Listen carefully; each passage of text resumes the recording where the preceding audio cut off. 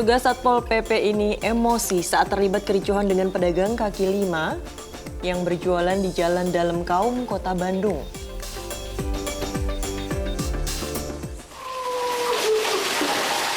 Pemilik rumah menangis melihat kediamannya di kawasan Johar Baru, Jakarta Pusat hangus terbakar.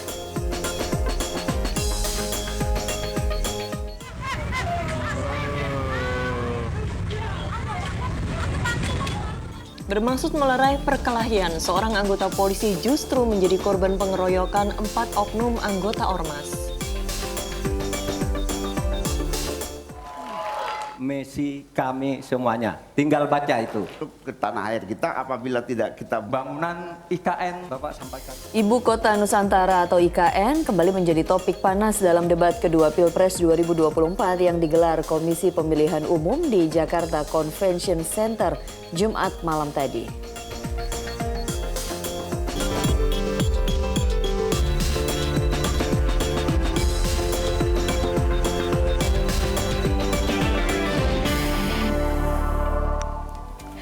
Halo, selamat pagi. Iya, senang sekali saya Nurul Cinta. Dan saya Pratiwi Kusuma kembali menemani Anda dalam Fokus Pagi kali ini Sabtu 23 Desember 2023. Ya, seperti biasa dalam 1,5 jam ke depan kami hadir dengan rangkaian informasi dan peristiwa terbaru yang berhasil dihimpun tim redaksi kami hingga dini hari tadi, termasuk debat Cawapres tadi malam ya Tiwi akan kita ulas kembali nanti ya. Betul sekali. Namun kita akan mulai informasi di pagi hari ini terkait dengan kericuhan antara Satpol PP dan pedagang kaki lima yang mewarnai penertiban pedagang kaki lima di kawasan Dalem Kaum, Kota Bandung, Jawa Barat. Para pedagang bersikeras tidak mau direlokasi ke tempat yang sudah disediakan pemerintah Kota Bandung karena dianggap tidak layak. Ayo, kalian mau diperlakukan manusia, kalian perlakukan manusia. Petugas Satpol PP ini emosi saat terlibat kericuhan dengan pedagang kaki lima yang berjualan di Jalan Dalem Kaum, Kota Bandung.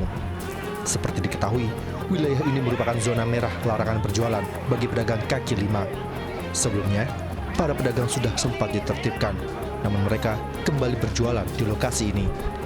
Pemerintah Kota Bandung sebetulnya sudah menyediakan lapak untuk berjualan di basement alun-alun Bandung. Namun, para pedagang bersikeras menolak direlokasi. Pemerintah kota melalui Satpol PP sudah berupaya ya, artinya edukasi, sosialisasi, rapat dan sebagainya sudah kita tempuh. Ya. Bahkan kita juga ya sedikit menutup mata, kita berikan toleransi dia, karena kita juga harus memikirkan bagaimana merelokasi PKN dalam kaum. Nah, sudah kita sepakati, sudah kita sosialisasikan, sudah kita rapatkan ya untuk yang PKN dalam kaum itu pindah relokasi ya bergeser ke basement. Menurut perwakilan pedagang, belum pernah ada diskusi dengan pemerintah Kota Bandung terkait relokasi. Rencana dialog antara Pemkot Bandung dengan pedagang tak pernah terrealisasi. Pedagang menolak direlokasi ke tempat yang sudah disediakan karena dianggap tidak layak. Basement itu kayak bukan manusiawi. Tetap menolak untuk direlokasikan ke basement. Jadi ini bertahan Pak sampai sekarang? Sampai sekarang pun saya tetap, sampai kapanpun kita akan bertahan di dalam kaum. Sedikitnya ada 413 pedagang dalam kaum yang rencananya akan direlokasi. Namun ada sekitar 320 pedagang yang masih aktif berjualan di lokasi ini. Muhammad Rizal melaporkan dari Bandung, Jawa Barat.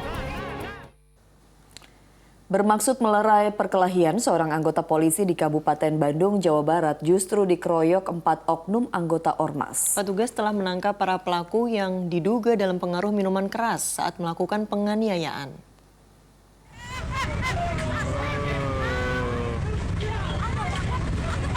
Aksi kekerasan terhadap seorang petugas kepolisian yang dilakukan sekelompok orang di ruas Jalan Raya Banjaran, Kabupaten Bandung, Jawa Barat ini terjadi di tengah padatnya pengendara yang melintas.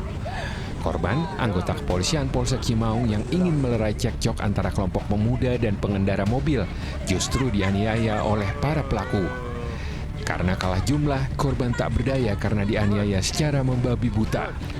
Peristiwa yang terjadi pada 20 Desember 2023 ini kemudian viral di media sosial.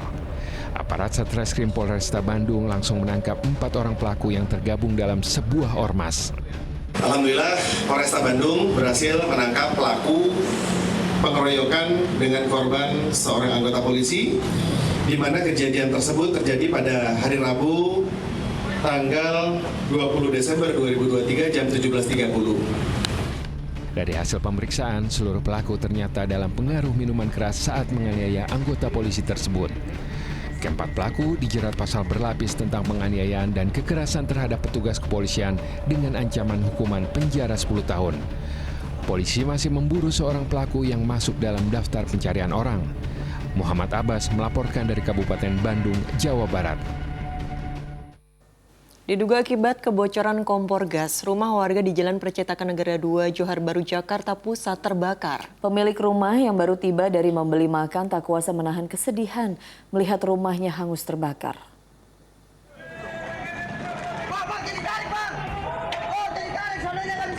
Kepulan asap tebal membumbung tinggi dari salah satu rumah warga yang terbakar di Jalan Percetakan Negara 2, Johar Baru, Jakarta Pusat, Jumat siang. Kebakaran ini membuat warga sekitar permukiman padat ini panik. Dengan peralatan seadanya, warga coba memadamkan api yang membakar atap bangunan. Petugas pemadam kebakaran yang tiba di lokasi mampu melokalisasi kebakaran sehingga api tak merambat ke rumah warga lainnya.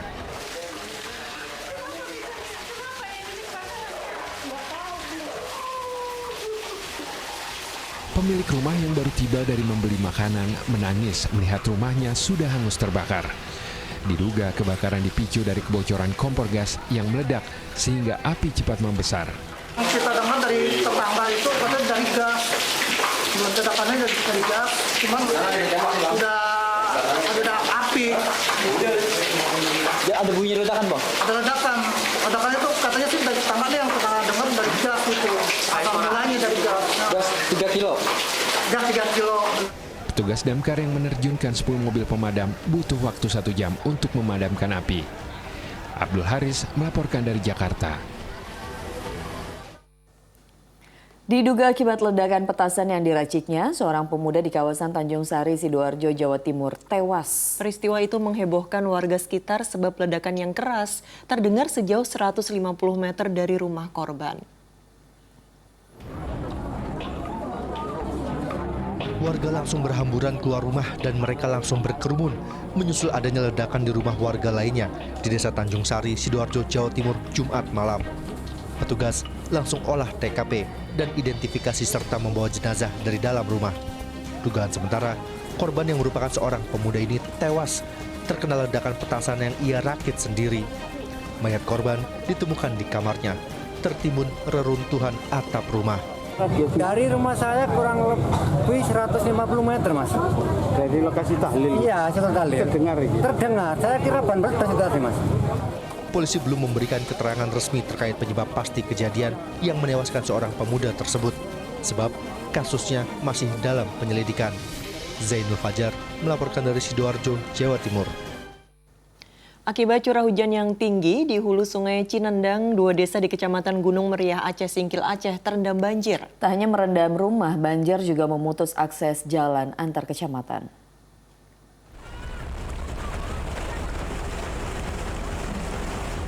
Banjir kiriman dari wilayah Pakpak, Sumatera Utara dan Subulus Salam, Aceh membuat ratusan rumah di 2 desa di Kecamatan Gunung Meriah, Aceh Singkil, Aceh terendam banjir. Tak hanya merendam rumah, banjir juga mengenangi fasilitas umum seperti tempat ibadah dan jalan penghubung antar kecamatan. Sejumlah kendaraan yang mencoba melewati banjir terperosok ke dalam lubang yang tertutup genangan air. Dengan bergotong royong, warga berupaya memandu kendaraan yang akan melintas. Untuk sementara, warga terpaksa mengungsi ke loteng rumah yang tak tergenang banjir. Jadi ya, yang ada rumahnya yang di atas, naik ke loteng, oh gitu.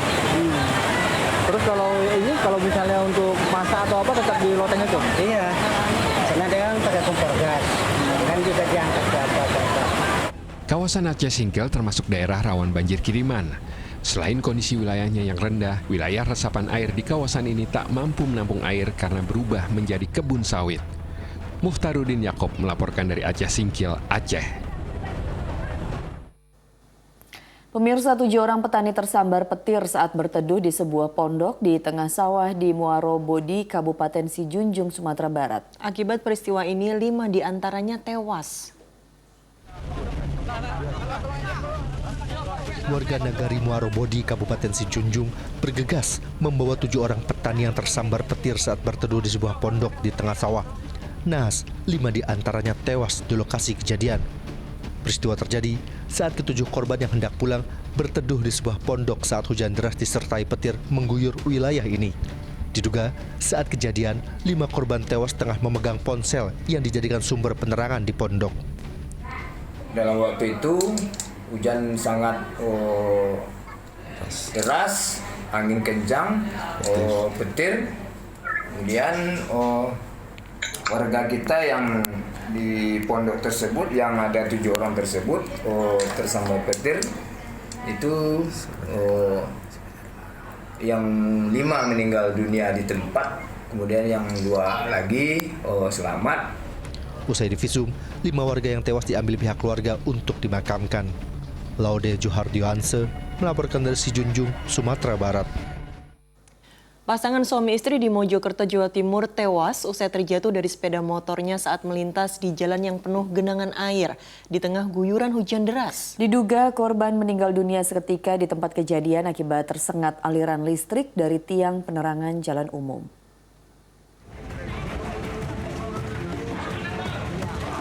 Petugas langsung memeriksa jenazah pasangan suami istri bersama motornya ini yang tergeletak di kubangan air di tengah jalan di kawasan Mentikan, Prajurit Kulon, Kota Mojokerto, Jawa Timur. Kedua korban diduga jatuh bersama motornya dan meninggal dunia akibat tersengat listrik dari tiang penerangan jalan umum yang ditabraknya. Saat korban berboncengan sepeda motor di tengah guyuran hujan deras. Korban sempat berteriak meminta tolong keluarga, namun tak ada warga yang berani mendekat. Kemungkinan tadi awalnya nabrak tiang listrik terus nyetrum. Memang kondisinya banjir tadi gini? Iya, banjir deras, hujan deras tadi itu.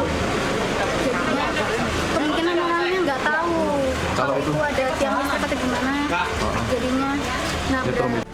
Usai olah TKP, polisi langsung memboyong jenazah pasangan suami istri ini ke RSUD Dr. Wahidin Sudirohusodo, Kota Mojokerto. Hingga kini, pihak kepolisian masih menyelidiki penyebab pasti tewasnya pasutri ini. Diak Eko Purwoto melaporkan dari Mojokerto, Jawa Timur. Sepasang suami istri mengalami kecelakaan lalu lintas di Kabupaten Bogor, Jawa Barat yang mengakibatkan sang istri tewas mengenaskan. Sementara di Madiun, Jawa Timur, 2 siswi tewas akibat ditabrak bus yang melaju kencang.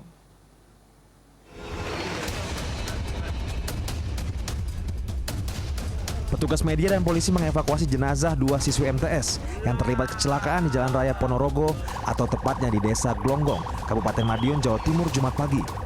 Kedua korban meninggal dunia di lokasi kejadian setelah ditabrak sebuah bus yang melaju kencang dari arah Ponorogo menuju Madiun. Untuk mengungkap penyebab kecelakaan, polisi mengamankan sopir bus tersebut. Dimungkinkan untuk terjadi kecelakaan ada salah satu pihak yang melanggar marka. Untuk saat ini pihak tersebut masih kita dalami yang mana, nanti perkembangan akan kami beritahukan di kesempatan berikutnya. Sementara itu kecelakaan maut yang melibatkan pengendara motor juga terjadi di Jalan Raya Kelapa Nunggal Bojong, Kabupaten Bogor, Jawa Barat, Jumat siang. Seorang wanita tewas dalam kecelakaan lalu lintas tersebut. Peristiwa berawal ketika korban yang dibonceng suaminya melaju dari arah Kelapa Nunggal menuju Bojong sepulang berobat di sebuah klinik. Tiba di TKP diduga hilang keseimbangan dan penumpangnya diduga jatuh ke kanan dan pengendaranya jatuh ke kiri. Nah, jatuh ke kanan selanjutnya tepat di bawah atau kolong kendaraan truk lalu terlindas. Jenazah korban kemudian dibawa ke Rumah Sakit Tamrin Cilengsi. Sementara suami korban tidak mengalami luka apapun. Tim Liputan melaporkan.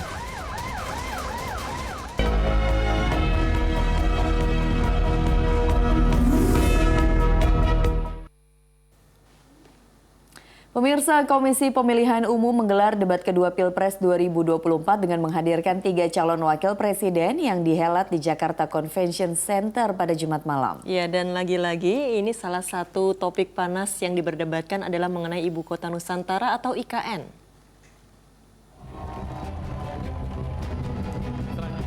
Debat kedua Pilpres 2024 yang diikuti oleh calon wakil presiden mengangkat tema ekonomi kerakyatan dan digital, keuangan, pajak, pengelolaan APBN dan APBD, serta infrastruktur perkotaan.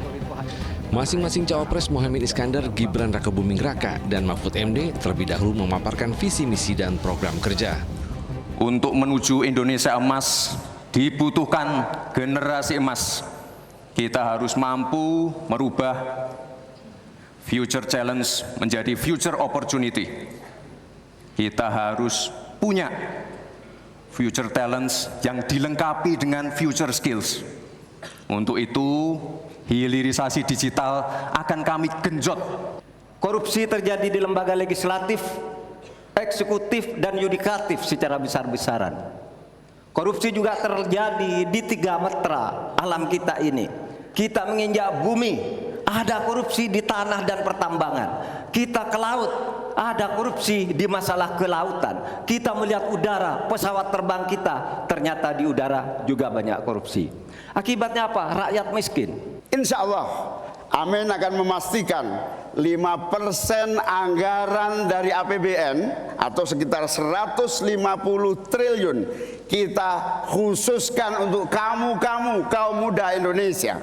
Kamu yang memiliki energi besar untuk menjadi bagian terdepan bagi kemajuan bangsa kita. Salah satunya adalah kamu, kredit usaha anak muda. Setelah menyampaikan visi dan misi, ketiga calon wakil presiden terlibat saling sindir, dan salah satu topik yang menjadi perdebatan adalah masalah Ibu Kota Nusantara atau IKN. Contoh IKN, banyak yang gagal paham. Tidak 100% pembangunan IKN itu menggunakan APBN. Yang digunakan hanya 20%. Sisanya adalah investasi dari swasta dan investasi dari luar negeri. Ini yang banyak yang gagal paham. Tapi tadi saya tergelitik, anggaran untuk IKN itu hanya 20% dari APBN dan sisanya dari investor. Sejauh yang kita baca, sampai sekarang belum ada satupun investor yang masuk ke sana. Coba kalau ada sebutkan misalnya 2 atau 1 gitu, investor mana yang sudah masuk ke sana. Yang saya dengar justru ada ratusan ribu hektar tanah sudah dikuasai oleh pengusaha-pengusaha tertentu sekarang ini. Nah, saya setuju ke depannya itu agar mengundang investor. IKN harus diteruskan, tetapi pendanaannya harus sesuai dengan tujuan semula, bahwa itu sebenarnya mengundang investor. Tapi sekarang ini yang sudah jadi itu semuanya dari APBN. Seluruh proyek-proyek besar yang ambisius, ini IKN sebagai salah satu contoh saja, itu kalau hanya mengandalkan APBN hampir 500 triliun. Padahal 1% saja dari 400 sekian triliun itu untuk bangun jalan seluruh Kalimantan beres, membangun seluruh kota-kota di Kalimantan beres, dan yang paling penting infrastruktur yang untuk SDM 3% aja dari seluruh anggaran IKN itu bisa membangun sekolah dengan baik di seluruh Kalimantan. Saya ingat sekali Gus Mohaimin dulu sempat ikut meresmikan dan potong tumpeng di IKN. Ini gimana? Ini nggak konsisten. Dulu dukung, sekarang nggak dukung karena menjadi wakilnya Pak Anies yang mengusung tema perubahan. Sekali lagi Gus, mohon maaf, IKN ini bukan hanya membangun bangunan pemerintah, tapi juga sebagai simbol pemerataan pembangunan di Indonesia, sebagai simbol transformasi pembangunan di Indonesia. Dan untuk menanggapi Prof. Mahfud, Prof, mungkin nanti setelah pulang dari debat bisa di Google, sudah banyak yang masuk Mayapada, Agung Sedayu, dan nanti akan tambah lagi mungkin setelah Pilpres, karena mereka pasti akan wait and see melihat stabilitas politik di Indonesia. Terima kasih, Prof.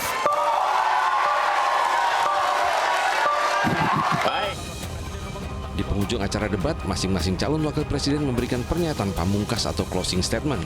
Namun yang menarik adalah cawapres Mahfud MD yang berganti kostum, semula mengenakan pakaian tradisional khas Madura menjadi pakaian casual. Tim Liputan melaporkan.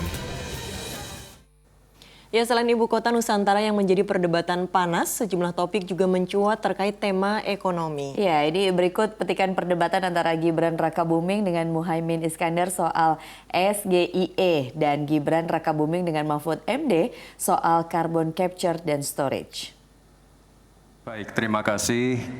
Karena Gus Muhaimin ini adalah ketua umum dari Partai PKB. Saya yakin sekali Gus Muhaimin paham sekali untuk masalah ini. Bagaimana langkah Gus Muhaimin untuk menaikkan peringkat Indonesia di SGIE? Terima kasih. SGIE. Terus terang SGIE saya nggak paham. SGIE itu apa? Tenang. Stop. Ada lagi pertanyaan atau ini waktu Anda untuk memberikan jawaban, waktunya 2 menit. Oke. Kalau Anda menggunakan untuk bertanya, waktu akan habis. Tidak apa-apa? Tidak apa-apa karena saya tidak pernah mendengar istilah SGIE itu. Baik, Gus, kita kan sedang fokus mengembangkan ekonomi syariah, keuangan syariah. Otomatis kita harus ngerti juga masalah SGIE. SGIE itu adalah State of Global Islamic Economy. Misalnya sekarang yang sudah masuk peringkat 10 besar adalah makanan halal kita, skincare halal kita, fashion kita. Nah, itu yang saya maksud, Gus. Dan ya mohon maaf kalau pertanyaannya agak sulit ya, Gus. Terima kasih. Harap tenang. Mohon. Ini karena Prof. Mahfud adalah ahli hukum. Saya ingin bertanya bagaimana regulasi untuk carbon capture and storage. Cukup Bapak? Baik. Silakan Bapak Mahfud untuk menjawab. Waktu Anda untuk menjawab adalah 2 menit. Kita akan mulai ketika Bapak mulai berbicara. Silakan. Baik, Mas Gibran yang terhormat, regulasi itu kalau orang ahli regulasi itu tidak harus spesifik satu persatu itu kecuali proyek pembuatan regulasi itu sudah ada, ya. Proyek perbuatan regulasi sudah ada, kita harus buat ini baru dibuat regulasinya bagaimana.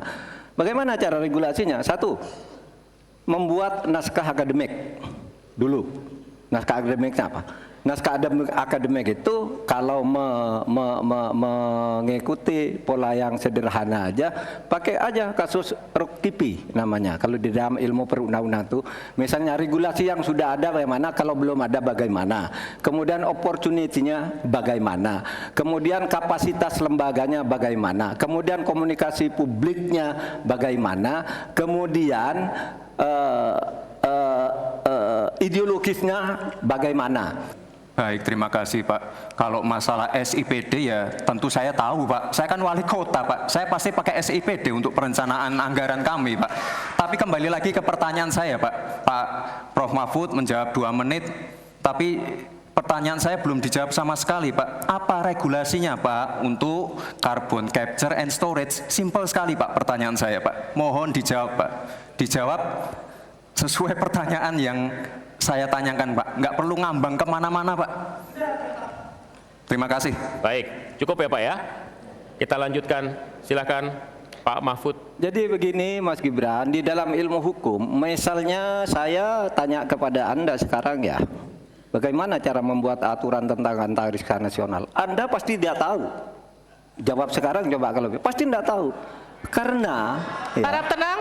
Karena hukum itu perlu masalahnya dulu apa yang mau dibuat. Itulah kemudian dibuat naskah akademik menurut peraturan yang sekarang ada. Di dalam Perpres itu disebutkan buat naskah akademik.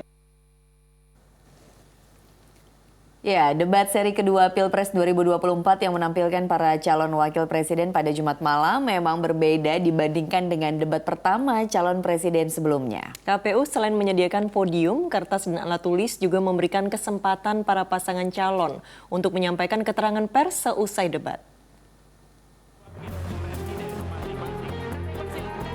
Calon Presiden nomor urut 2 Prabowo Subianto mengaku bangga dengan penampilan Gibran Rakabuming Raka dalam debat Jumat malam. Bahkan Prabowo memberikan nilai 9,9 kepada Gibran. Prabowo kembali menegaskan bahwa dirinya dan Gibran adalah jembatan untuk generasi muda menuju Indonesia emas. Tapi terus terang saja saya sangat bangga dengan calon wakil presiden saya. Ya, saya sangat bangga. Tadi saya katakan kalau saya seorang guru yang memberi nilai pada saat ujian, saya beri nilai 9,9 kira-kira gitu. Sementara calon presiden nomor urut 1 Anies Baswedan juga bangga dengan penampilan pendampingnya Muhaimin Iskandar. Namun Anies menyampaikan pembelaannya ketika Muhaimin kurang memahami pertanyaan yang dilontarkan Gibran Rakabuming. Ketika pertanyaan adalah soal terminologi teknis, pada level ini bisa dijawab dengan Google sebetulnya. Karena yang dibutuhkan di tingkat kepemimpinan nasional adalah hal-hal yang substantif. Dan ini yang sesungguhnya dibawa. Menurut saya sebagai pertanyaan itu sah, tapi juga publik bisa menilai kualitas pertanyaannya adalah kualitas pertanyaan aspek technicality, bukan aspek substansi. Sedangkan calon presiden nomor 3 Ganjar Pranowo menjelaskan soal mengapa mereka berganti kostum dari pakaian adat ke pakaian kasual warna pink berpadu ungu. Kenapa ganti baju nih? Ada warna pink dan ungu nih. Iya, ini Hari Ibu dan kita merayakan dengan dua warna yang biasanya dipakai ibu-ibu. Ada ungu dan pink. Karena kami hari ini mengatakan I love you Ibu. 3 seri debat Pilpres selanjutnya akan digelar di bulan Januari dan Februari 2024 mendatang. Tim Liputan melaporkan. Baik, kita jeda sejenak. 4 anggota komplotan spesialis ganjal anjungan tunai mandiri atau ATM di Cimahi disergap polisi. Informasi selengkapnya akan disampaikan Nurul Cinta usai jeda. Tetaplah bersama kami di Fokus Pagi.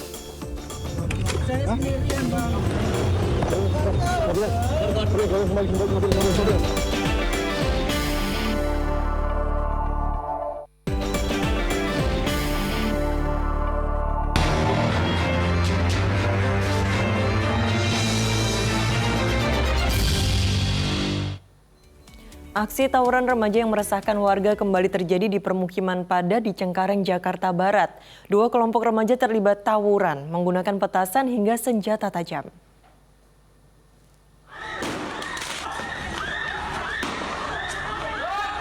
Dengan menggunakan petasan hingga senjata tajam, 2 kelompok remaja terlibat aksi saling serang di permukiman padat penduduk di Jalan Kapuk Santri, Cengkareng, Jakarta Barat. Warga resah karena para remaja yang mayoritas masih berusia sekolah ini kerap melakukan aksi tawuran di waktu dini hari saat warga sedang istirahat. Belum jelas penyebab tawuran, namun diduga para remaja ini menyebarkan ajakan tawuran melalui grup aplikasi pesan. Anak sekolah juga aduh, sabar. Pemicunya apa sih Pak kira-kira? Ya pemicunya apa ya mereka ya mungkin ejek-ejekan kali ya. Kita nggak jelas juga karena dia punya grup Pak. Dia punya grup WhatsApp. Pihak pengurus lingkungan berencana memperketat penjagaan dan meminta aparat kepolisian melakukan patroli pada jam-jam rawan terjadinya tawuran. Jayadi melaporkan dari Jakarta. Perkara pemukulan sopir truk oleh ajudan Bupati Kutai Barat, Kalimantan Timur memang sudah diselesaikan secara kekeluargaan. Namun proses hukum secara militer tetap dilakukan.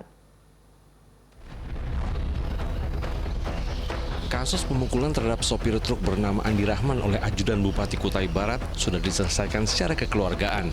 Namun begitu, Serka Daniel, pelaku pemukulan tetap diproses secara hukum. Hal itu ditegaskan oleh Komandan Kodim 0912 Kutai Barat, Letkol Eko Handoyo.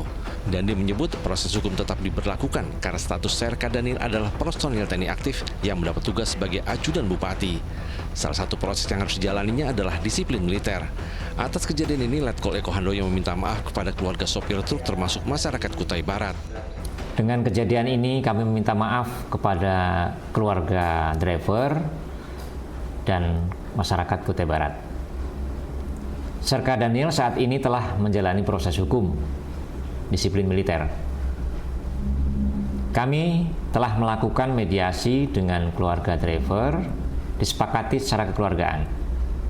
Akan tetapi proses hukum tetap berjalan. Sebelumnya video amatir penganiayaan terhadap sopir truk pengangkut minyak sawit oleh ajudan bupati ini viral di media sosial.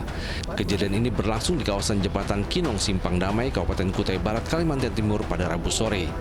Bupati Kutai Barat, Efek Siapan, menyatakan peristiwa ini bermula saat rombongan mereka dalam perjalanan pulang dari kampanye. Saat itu di depan mereka terdapat 6 truk pengangkut minyak sawit mentah atau CPO. Amir Hamzah melaporkan dari Kutai Barat, Kalimantan Timur. Seorang warga di Kecamatan Banyu Atas, Sampang, Jawa Timur menjadi korban penembakan misterius. Korban luka di bagian perut dan harus jalani perawatan intensif di rumah sakit. Pihak RSUD Bangkalan segera merujuk korban muarah ke RSUD Dr. Sutomo, Surabaya akibat 2 luka tembakan di bagian perutnya. Petugas langsung membawa korban yang masih terkulai lemah dengan ambulans. Kejadian berawal saat korban sedang santai di depan sebuah toko di Jalan Raya Banyu Ates, Sampang, Jawa Timur. Tiba-tiba seseorang menembak perutnya 2 kali. Korban langsung terkapar. Kemudian warga menolong dan membawanya ke RSUD Bangkalan. Dokter jaga di RSUD Bangkalan membenarkan jika ada pasien korban penembakan tersebut. Pasien ini karena multi trauma, jadinya pasien harus dirujuk. Ini sekarang dalam proses rujuk. Sementara pihak kepolisian hingga kini belum memberikan keterangan resmi terkait penembakan misterius menyusul belum adanya laporan dari pihak keluarga korban. Salina Wali melaporkan dari Sampang, Jawa Timur. Sebuah tempat penggilingan tebu di Tulungagung, Jawa Timur ludes terbakar. Amukan si jago merah juga turut meluluh lantakan gudang sekaligus tempat penyulingan minyak goreng di Klaten, Jawa Tengah. Asap hitam membubung tinggi saat api dengan cepat menghanguskan gudang sekaligus tempat penyulingan minyak goreng di Desa Tlobong, Klaten, Jumat petang. Petugas pemadam kebakaran langsung berjibaku padamkan api dengan menerjunkan 3 armada pemadam kebakaran Kabupaten Klaten dan 1 truk air BPBD. Diduga api berasal dari pembakaran minyak goreng yang menimbulkan percikan api, kemudian menjalar ke bangunan. Tidak ada korban dalam kebakaran ini. Setelah 1,5 jam, api berhasil dipadamkan.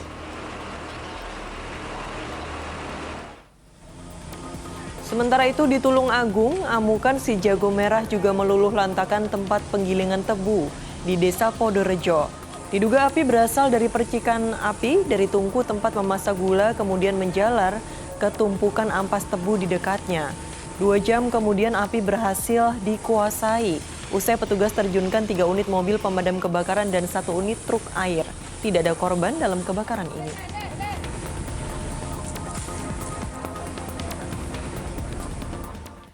Seorang wanita ASN Kabupaten Ponorogo, Jawa Timur ditemukan tewas membusuk di rumahnya.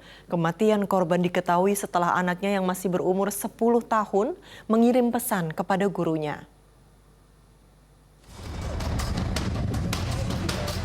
Seorang wanita ditemukan tewas membusuk di rumahnya di perumahan Pasadena, Kelurahan Tonatan, Ponorogo, Jawa Timur, Jumat sore. Wanita bernama Dwi Wahyu Retno Harini yang merupakan seorang ASN di pemerintahan Kabupaten Ponorogo ini diperkirakan sudah tewas sejak 3 hari lalu. Warga mengetahui wanita berumur 45 tahun itu meninggal dunia setelah sang anak yang masih berumur 10 tahun mengirim pesan kepada gurunya. Diduga wanita tersebut sudah pisah ranjang dengan suaminya dan kini tinggal bersama anaknya. Jadi di rumah sama anaknya saja atau? Betul, berdua. Cuman tinggal berdua sama anaknya untuk jenazah ini. Jadi selama 3 hari si anak dan ibu itu di dalam rumah ini, Pak? Di dalam rumah. Di dalam rumah. Terus keterangan si anak katanya gimana, Pak? Nah, keterangan si anak belum kita mintain secara spesifik karena masih anak-anak. Untuk mengetahui penyebab kematian wanita tersebut, polisi membawa jasadnya ke RSUD Dr. Harjono Ponorogo untuk diautopsi. Irgo Suyono melaporkan dari Ponorogo, Jawa Timur. Tim Resmob Satreskrim Polres Cimahi menangkap komplotan pelaku spesialis ganjal ATM. Para pelaku diringkus usai menguras uang puluhan juta rupiah milik seorang ibu rumah tangga.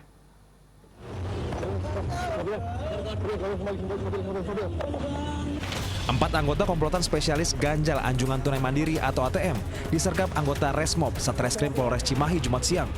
Para tersangka ditangkap di lokasi berbeda beberapa saat setelah melancarkan aksi di salah satu ATM yang berada di toko modern di Bandung Barat, Jawa Barat. Di ATM itu para pelaku berhasil mengambil uang puluhan juta rupiah milik seorang ibu rumah tangga. Para pelaku sudah melakukan aksinya dengan mengganjal lubang insert pada ATM tersebut, sehingga ketika korban memasukkan ATM-nya ini tersangkut.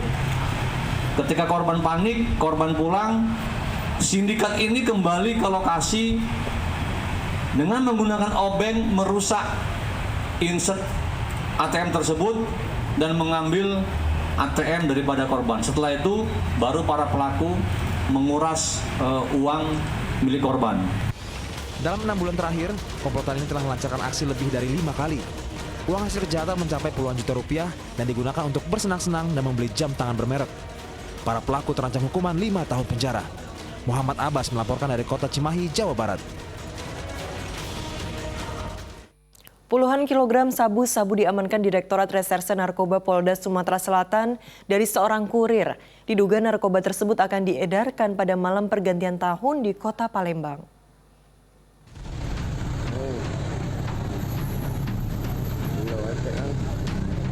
Dalam video amatir terlihat anggota Direktorat Reserse Narkoba Polda Sumatera Selatan meringkus kurir narkoba bernama Febri Fadli di kawasan Kemang Manis, Kecamatan Ilir Barat 2, Palembang. Saat itu, tersangka sedang mengantarkan sabu-sabu seberat 23,7 kg kepada seorang bandar. Barang haram tersebut disimpan tersangka dalam bagasi mobil dan disamarkan menggunakan bungkusan teh asal Cina. Namun upaya itu gagal karena polisi telah lama mengintai gerak-gerik tersangka dan terus membuntutinya. Setelah dilakukan penggeledahan di bagian belakang bagasi mobil, ditemukan ada 24 bungkus kemasan teh Cina bertuliskan Guan Yin Bang yang kita duga narkotika jenis sabu dengan berat 23.712 gram. Jika berhasil mengantarkan sabu-sabu, tersangka akan mendapatkan imbalan 2 juta rupiah setiap kilo sabu-sabu. Diduga, narkotika jenis sabu-sabu tersebut akan diedarkan pada malam pergantian tahun di Kota Palembang. Muhammad Ardian Syahputra melaporkan dari Palembang, Sumatera Selatan. Tak terima anggotanya keluarga terjaring razia seorang pria adang dan rusak mobil petugas. Selengkapnya usai jeda bersama Pratiwi Kusuma.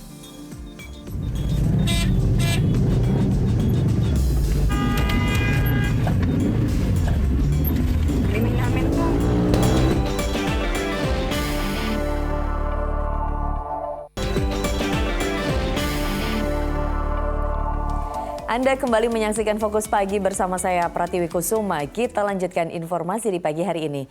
Pemirsa, Firly Bahuri menyempatkan diri ke Gedung Merah Putih KPK sebelum menyambangi kantor Dewan Pengawas KPK pada Kamis kemarin. Purnawirawan Jenderal Bintang 3 Polri itu berpamitan kepada Komisioner KPK menyusul pengunduran dirinya sebagai Ketua KPK.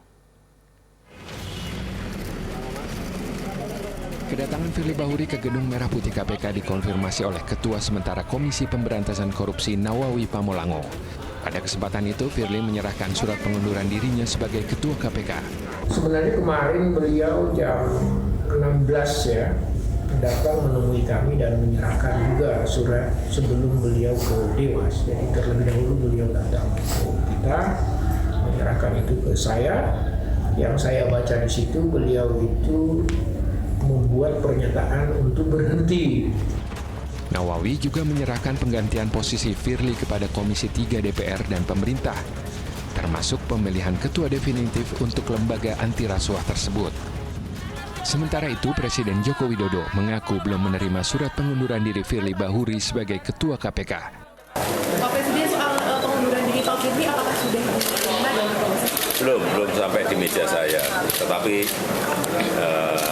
sudah disampaikan ke Menseknek, tapi belum sampai ke meja saya. Rencananya kan ICW meminta supaya kepres pengunduran diri Pak Firly ini ditunda, Pak. Bagaimana tanggapan Bapak? Semua masih dalam proses. Sebelumnya, Firly Bahuri mundur dari posisi Ketua KPK, menyusul penetapan dirinya sebagai tersangka dugaan pemerasan terhadap mantan Menteri Pertanian Syahrul Yassin Limpo. Tim Liputan melaporkan. Polisi mengamankan 4 terduga pelaku perusakan mobil milik Dinas Sosial Kota Makassar, Sulawesi Selatan. Setelah dilakukan pemeriksaan, hanya 2 orang yang dinyatakan terlibat dalam perusakan tersebut.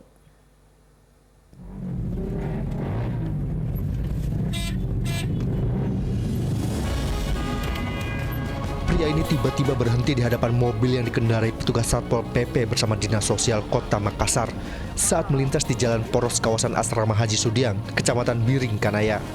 Tak hanya melakukan pengadangan, pria itu dan sejumlah anggota keluarganya bahkan melakukan perusakan pada mobil milik Dinas Sosial Kota Makassar. Kita lagi tugas ini. Dinas Sosial. Usai mendapat laporan dari petugas Dinas Sosial, aparat Polsek Biring Kanaya Makassar bergerak cepat dan mengamankan 4 terduga pelaku perusakan tersebut. Dari 4 terduga pelaku yang diamankan, tim penyidik unit Reskrim Polsek Biring Kanaya menyatakan hanya 2 orang yang terlibat melakukan penyerangan dan perusakan tersebut. Setelah dilakukan pemeriksaan, kedua terduga pelaku melakukan perbuatannya lantaran tidak terima salah satu anggota keluarganya terjaring razia Dinas Sosial di Jalan Simpang 5 Bandara Makassar. Jadi awalnya Dinas Sosial melakukan penertiban anak jalanan. Kemudian salah satu pengamen yang di lampu merah perlimaan bandara diamankan, juga kasih di mobil, mau dibawa ke Dinas Sosial. Kemudian dari orang tua si pengamen ini melihat bersama kerabatnya, akhirnya mobil itu dikejar pakai sepeda motor. Kemudian dicegat dan dipukul pakai batu mobilnya sehingga mengalami kerusakan. Untuk mempertanggungjawabkan perbuatannya, kedua terduga pelaku akan dijerat dengan pasal 170 ayat 1 dan pasal 335 ayat 1 Jungto ayat 1 dengan ancaman hukuman 5 tahun penjara. Sementara untuk 2 orang yang turut diamankan sebelumnya akan dijadikan saksi terkait peristiwa tersebut. Reza Abu melaporkan dari Makassar, Sulawesi Selatan. Diterjang gelombang tinggi, takbot Bintan Seroja 88 tenggelam di perairan Pantai Padang Melang, Kecamatan Kepulauan Anambas, Kepulauan Riau. 2 orang anak buah kapal hilang.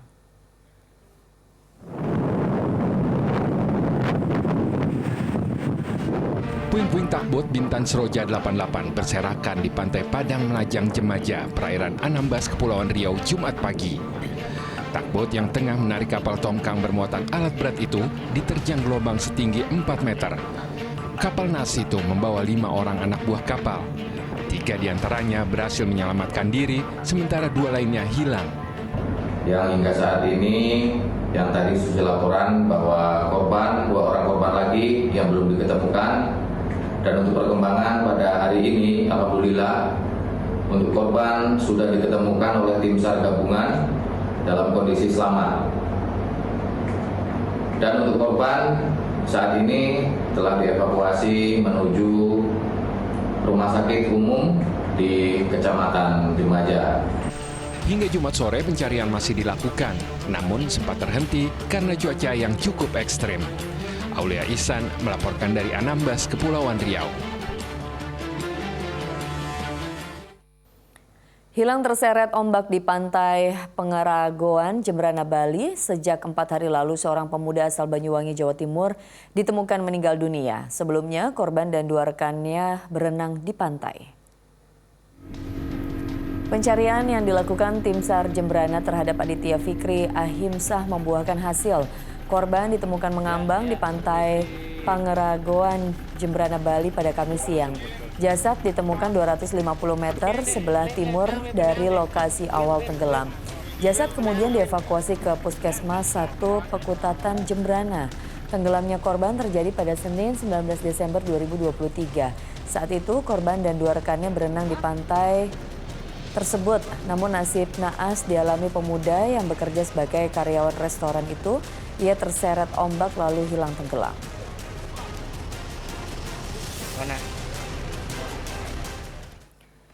Di informasi lainnya, pemirsa, diduga akibat korsleting listrik, lapak barang bekas di Jati Asih, Kota Bekasi terbakar.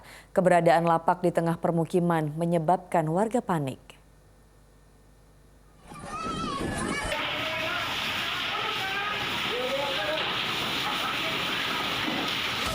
Asap tebal membumbung tinggi dari kobaran api yang menghanguskan lantai 3 Rumah Susun Tanah Tinggi, Johar Baru, Jakarta Pusat, Jumat sore.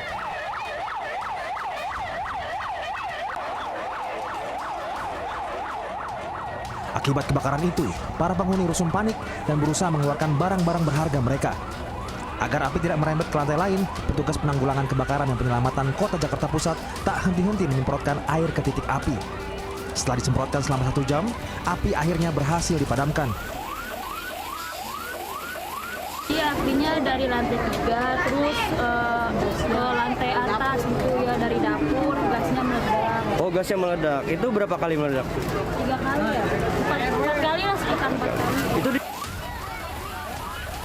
Diduga, kobaran api berasal dari ledakan tabung gas dari salah satu kamar di lantai 3 yang ditinggal pergi pemiliknya. Tidak ada korban jiwa maupun luka dalam peristiwa itu. Kebakaran juga menimpa lapak barang bekas di Jalan Haji Nain, Kelurahan Jati Keramat, Kecamatan Jati Asih, Kota Bekasi. Banyaknya material yang mudah terbakar mengakibatkan kobaran api cepat membesar dan meluluhlantakkan area seluas 800 meter itu. Tidak hanya itu, api juga merembet ke bangunan sebelahnya yang dijadikan tempat pembuangan perabot rumah tangga. Keberadaan lapak yang berada di tengah-tengah permukiman membuat warga sekitar panik. Sementara upaya petugas pemadam kebakaran memadamkan api tidak berjalan lancar karena lokasi kebakaran yang sulit dijangkau. Kendala kita ataupun kesulitan kita, pertama masalah akses jalannya terlalu sempit, kedua kita sumber air pun juga terlalu jauh. Makanya tadi kita langsung minta bantuan dari sektor-sektor lain untuk suplai air. Kebakaran baru bisa diatasi 1 jam kemudian dengan menurunkan 7 unit mobil pemadam kebakaran. Sementara penyebab pasti kebakaran itu masih diselidiki Polres Metro Bekasi Kota. Tim Liputan melaporkan. Menteri Perdagangan Zulkifli Hasan menemukan harga sembako cenderung stabil saat mengunjungi Pasar Batu Merah Ambon, Maluku. Sementara di Boyolali, Jawa Tengah, harga bahan pokok di pasar tradisional masih tinggi. Jelang perayaan Natal dan Tahun Baru, sejumlah harga bahan pokok di pasar tradisional Kabupaten Boyolali masih tinggi. Cabai rawit dijual dengan harga Rp65.000 hingga Rp75.000 per kilogram. Sementara cabai hijau kini dijual dengan harga Rp50.000 dan cabai merah keriting Rp60.000 per kilogram. Kenaikan harga terjadi pada tomat yang kini dijual seharga Rp12.000 dari sebelumnya Rp6.000 per kilogram. Sedangkan kentang kini dijual seharga Rp13.000 dari sebelumnya Rp8.000 per kilogram. Kenaikan harga juga terjadi pada bawang merah yang kini dijual Rp34.000 dari sebelumnya hanya Rp30.000 per kilogram. Dan bawang putih kini dijual Rp38.000 dari sebelumnya Rp36.000 per kilogram. Meski harga sejumlah bahan pokok tinggi, namun omset pedagang justru menurun.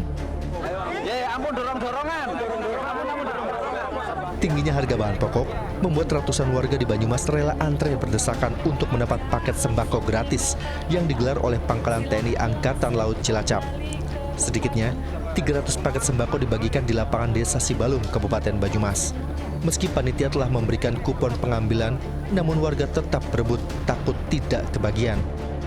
Pembagian paket sembako gratis dan pemberian obat-obatan bagi masyarakat kurang mampu ini merupakan program Pangkalan TNI Angkatan Laut Cilacap untuk membantu ekonomi masyarakat. Sementara, Menteri Perdagangan Zulkifli Hasan menemukan harga bahan pokok cenderung stabil saat mengunjungi Pasar Batu Merah di Ambon. Tak hanya itu, Mendak juga memastikan stok aman jelang perayaan Natal dan Tahun Baru. Juga tadi sekaligus ngecek harga-harga menjelang Natal dan Tahun Baru. Di Manokwari harga stabil ya. Cabai tadi cuma Rp45.000, bawang Rp45.000, ya yang lain stabil harganya. Jadi stok cukup, suplainya cukup, ya harga stabil. Selain di Ambon, Mendak juga menemukan harga bahan pokok cenderung stabil saat menyambangi pasar di Mamuju, Palu, dan Manokwari. Kunjungan Mendak pasar merupakan langkah untuk memantau harga sembako di Indonesia Timur jelang perayaan Natal dan Tahun Baru. Tim Liputan melaporkan. Derai air mata haru bercampur bahagia tak terbendung oleh ratusan ibu dan anak-anak saat melakukan aksi basuh kaki di kawasan Gambir dalam peringatan Hari Ibu. Selengkapnya kami hadirkan usai jeda. Hari ini Bunda tahu dia belum bisa jadi apa. Tapi dia tergantung Bunda.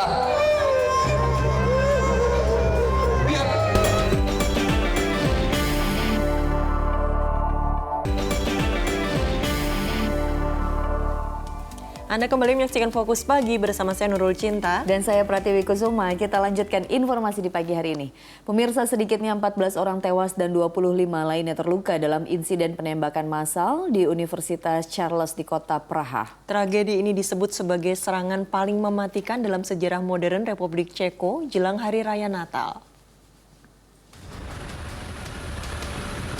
Penembakan massal di Universitas Charles di kota Praha ini diduga dilakukan oleh seorang mahasiswa berusia 24 tahun. Petaka menjelang hari Natal ini menewaskan sedikitnya 14 orang dan melukai 25 lainnya. Tragedi berdarah itu terjadi di gedung Fakultas Filsafat. Sesaat setelah kejadian, aparat kepolisian mengevakuasi seluruh mahasiswa dan dosen dan menggeledah lokasi kejadian termasuk balkon guna mencari kemungkinan adanya bahan peledak. Polisi belum merinci identitas pelaku dan motif penembakan di kampus yang terletak di dekat Sungai Vitava di Jan Palach Square itu. Presiden Petr Pavel terkejut mendengar insiden mematikan dan terburuk sepanjang sejarah modern Republik Ceko.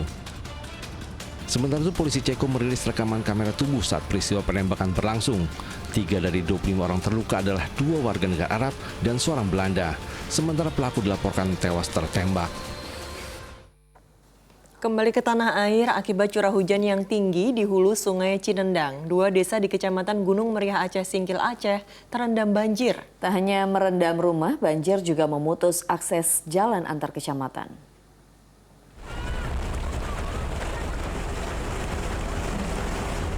Banjir kiriman dari wilayah Pakpak Sumatera Utara dan Subulus Salam Aceh membuat ratusan rumah di 2 desa di Kecamatan Gunung Meriah Aceh Singkil Aceh terendam banjir. Tak hanya merendam rumah, banjir juga mengenangi fasilitas umum seperti tempat ibadah dan jalan penghubung antar kecamatan. Sejumlah kendaraan yang mencoba melewati banjir terperosok ke dalam lubang yang tertutup genangan air. Dengan bergotong royong, warga berupaya memandu kendaraan yang akan melintas. Untuk sementara, warga terpaksa mengungsi ke loteng rumah yang tak tergenang banjir.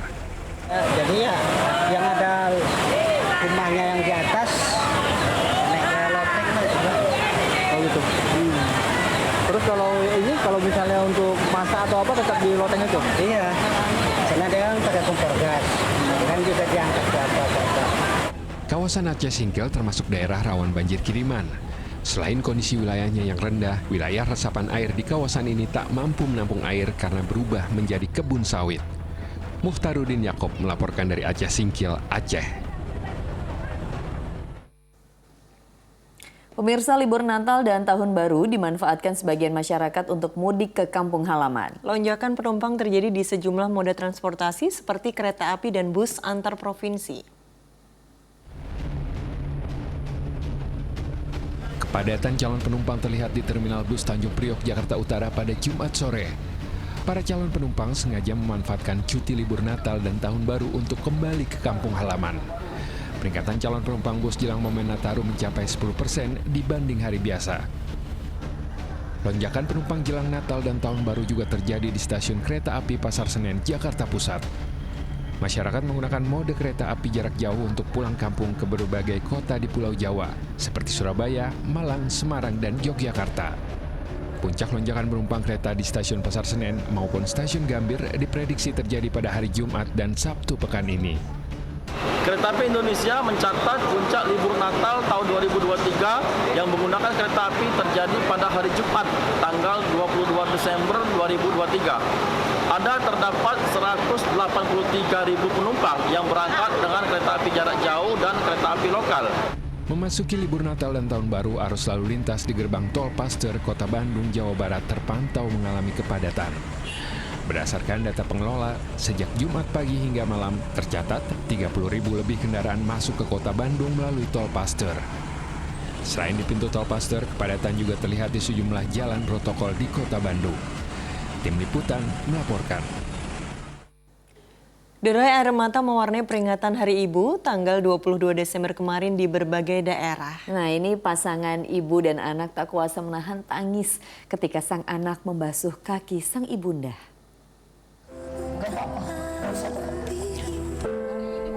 Derai air mata haru bercampur bahagia tak mampu dibendung oleh ratusan ibu dan anak-anak mereka saat melakukan aksi basuh kaki di kawasan Duri Pulau Gambir Jumat sore dalam peringatan Hari Ibu setiap tanggal 22 Desember.